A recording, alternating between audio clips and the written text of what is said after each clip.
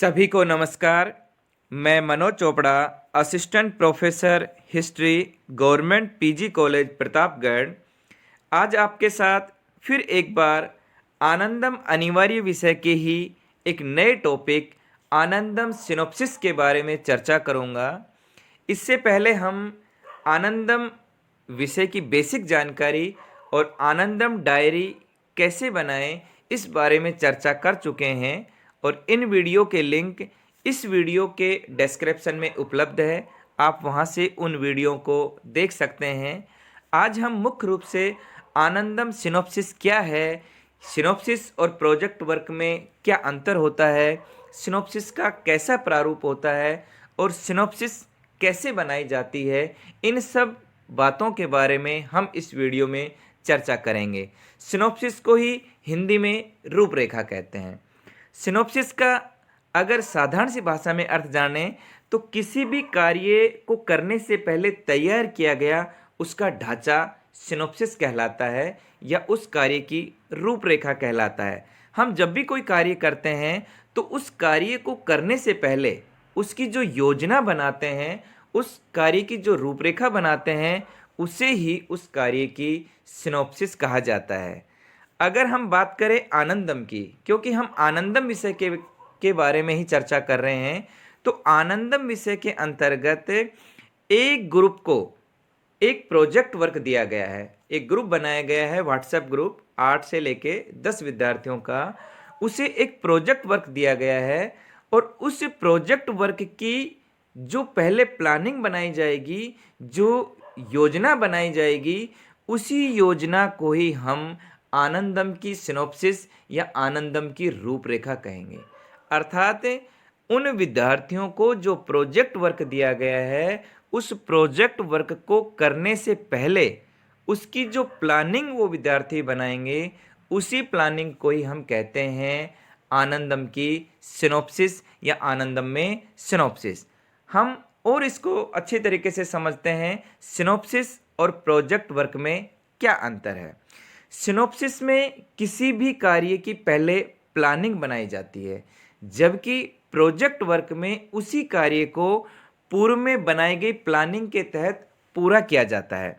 आनंदम विषय में project work से पहले विद्यार्थियों को सिनॉप्सिस बनानी होगी, उसकी प्लानिंग बनानी होगी और उसी प्लानिंग को अपने मेंटर के साथ शेयर करनी होगी। अपने मेंटर को उस प्लानिंग को बताना होगा कि हम ये प्रोजेक्ट वर्क इस प्लानिंग के तहत करेंगे। जैसे उदाहरण के लिए मैं आपको बताऊं कि हमें मान लो एक प्रोजेक्ट वर्क के रूप में एक मकान का निर्माण करना है, तो अब उस मकान के निर्माण से पहले हमें उसकी प्लानिंग बनानी होगी कि उनमें कौन कौन मजदूर काम करेंगे, वो मकान कहाँ पर बनेगा, किस तरीके से बनेगा, किन उद्देश्यों को लेकर बनेगा, उससे किन को फ़ायदा मिलेगा, उसमें किन किन का सहयोग हमें मिलेगा। ये जो सारी बातें पहले लिखी जाएंगी या विचारी जाएंगी, प्लानिंग बनाई जाएगी, ये कहलाएगी उस मकान की पहले से बनाई गई सिनॉप्सिस या उसकी पूर्व में बनाई गई योजना। जबकि उस योजना के आधार पर, उस प्लानिंग के तहत जब हम उस मकान का निर्माण करेंगे तो वो हमारा होगा एक प्रोजेक्ट कार्य। इस आनंदम विषय में प्रत्येक ग्रुप को अलग अलग टॉपिक दिए गए हैं, जैसे वृक्षारोपण है या नशा उन्मूलन है या बेटी बचाओ बेटी पढ़ाओ है।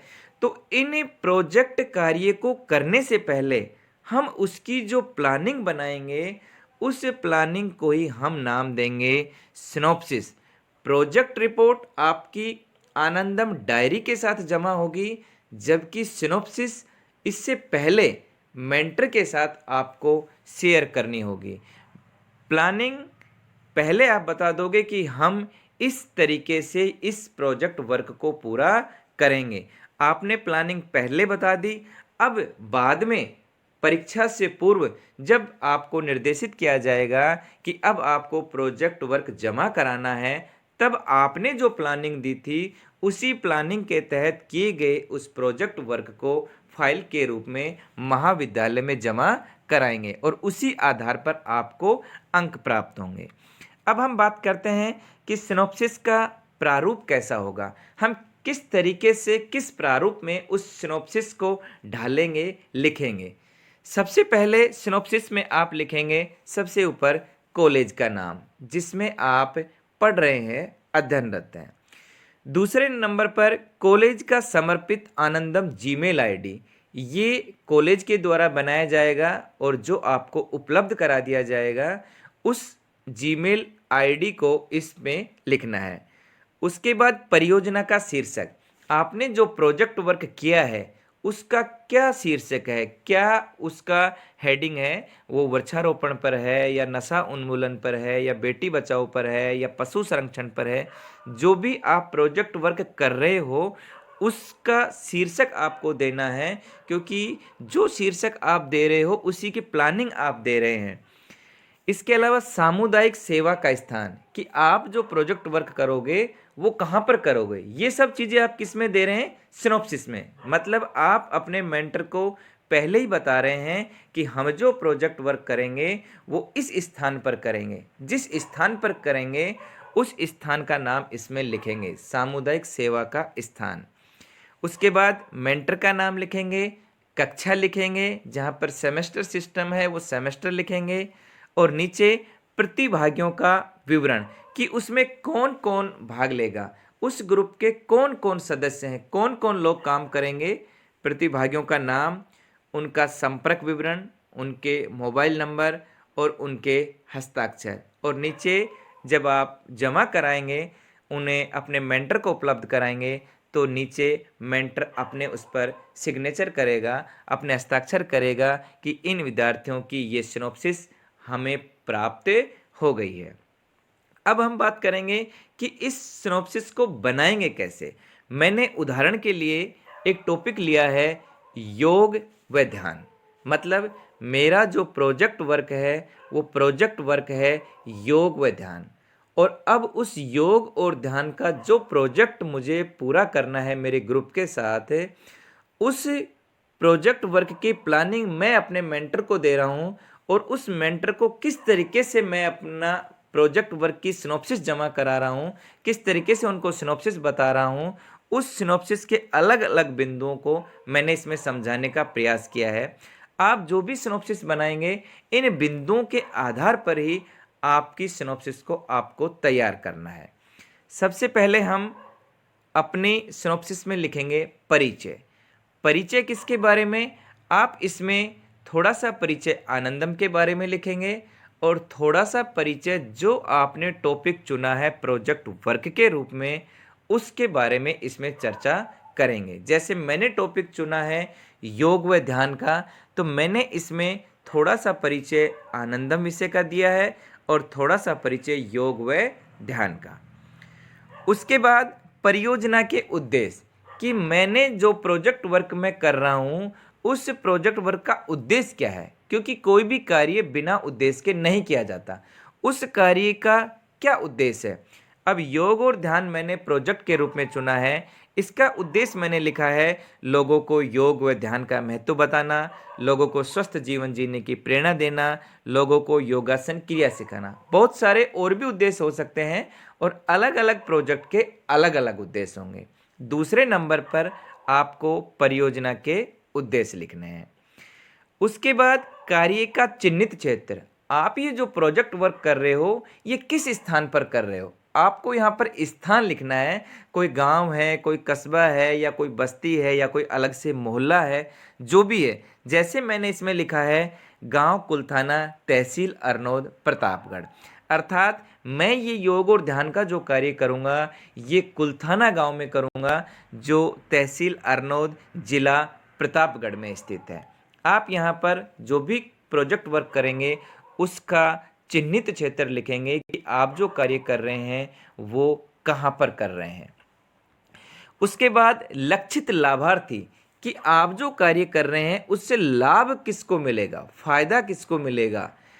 मैंने योग और ध्यान में चुना है, तो मैं जब कुलथाना गांव में काम कर रहा हूं वहां के लोगों को योग और ध्यान सिखा रहा हूं, इसका मतलब है कि इसका लाभ गांव कुलथाना के समस्त ग्रामवासियों को मिलेगा। उसके बाद अपनाई जाने वाली पद्धति कि आप जो प्रोजेक्ट वर्क करेंगे उसमें आप कौन सा तरीका अपनाएंगे, किस तरीके से इस प्रोजेक्ट वर्क को पूरा करेंगे। जैसे मैंने इसमें बताया है कि मैं पूरे गांव को छोटे छोटे भागों में बांटूंगा और एक एक सदस्य नियमित रूप से योग और ध्यान का उन्हें प्रशिक्षण देगा। इस प्रकार हर कार्य को करने की अलग अलग पद्धतियां हो सकती हैं और उन्हीं पद्धतियों का आपको इसमें वर्णन करना है कि इन तरीकों के माध्यम से मैं इस प्रोजेक्ट वर्क को पूरा करूंगा। विद्यार्थियों, ये सब बातें आप बता रहे हो सिनॉप्सिस में। जो प्रोजेक्ट वर्क अभी पूरा नहीं हुआ है लेकिन उसकी पहले आप प्लानिंग बता रहे हो कि मैं इस कार्य को वहाँ पर करूँगा, इससे इन लोगों को लाभ पहुँचेगा, ये कार्य करूँगा और ये तरीका उसमें अपनाऊँगा। उसके बाद सरकारी निकाय गैर सरकारी संगठन द्वारा प्राप्त सहयोग कि आप जो कार्य कर रहे हैं उसमें किसी सरकारी संगठन से कोई आपको फ़ायदा मिलता है, कोई सहयोग मिलता है, या किसी गैर सरकारी संगठन किसी एनजीओ के माध्यम से आपको सहयोग मिलता है, तो वो भी आप इसमें वर्णन करेंगे कि मुझे इसमें इन व्यक्तियों का या इन संस्थाओं का सहयोग मिलेगा। जैसे मैं योग और ध्यान का जो मेरा प्रोजेक्ट वर्क है, मुझे उसमें उस गांव में जो विद्यालय स्थित है उसके पीटीआई का शारीरिक शिक्षक का मुझे सहयोग मिलेगा। तो मैंने इसमें उसका वर्णन किया है कि उन शारीरिक शिक्षक का मुझे इसमें सहयोग मिलेगा, उनके सहयोग से मैं योग और ध्यान का ये कार्य करूँगा। और उसके बाद सबसे अंत में विद्यार्थियों के हस्ताक्षर, जो आपका ग्रुप रहेगा 8 से लेके 10 विद्यार्थियों का, उन सभी के इसमें सिग्नेचर हस्ताक्षर होंगे और इस तरीके से आपकी ये सिनॉप्सिस तैयार होगी और जिस सिनॉप्सिस को आपको आपके मेंटर के साथ उसको शेयर करना होगा। ध्यान रखना विद्यार्थियों, प्रोजेक्ट वर्क आपको एक बार जमा कराना है वर्ष में। अगर आपके सेमेस्टर सिस्टम है तो 6-6 महीने के हिसाब से 2 प्रोजेक्ट वर्क जमा कराने होंगे, लेकिन जहाँ पर वर्ष में एक बार ही परीक्षा होती है वहाँ पर आपको एक प्रोजेक्ट वर्क जमा कराना है अपनी आनंदम डायरी के साथ। आनंदम डायरी जिसके बारे में मैं पहले बता चुका हूँ, उस आनंदम डायरी के साथ आप उस प्रोजेक्ट वर्क को जमा कराएंगे। लेकिन सिनॉप्सिस उस प्रोजेक्ट वर्क की पहले बनाई गई प्लानिंग है कि आप उसमें क्या क्या कार्य करेंगे, किस तरीके से करेंगे, वो आप उस सिनॉप्सिस के माध्यम से अपने मेंटर को बताओगे। विद्यार्थियों, अगर आपको इस सिनॉप्सिस से संबंधित फिर भी कोई किसी प्रकार की समस्या हो तो आप मुझे कमेंट बॉक्स में ज़रूर बता सकते हैं।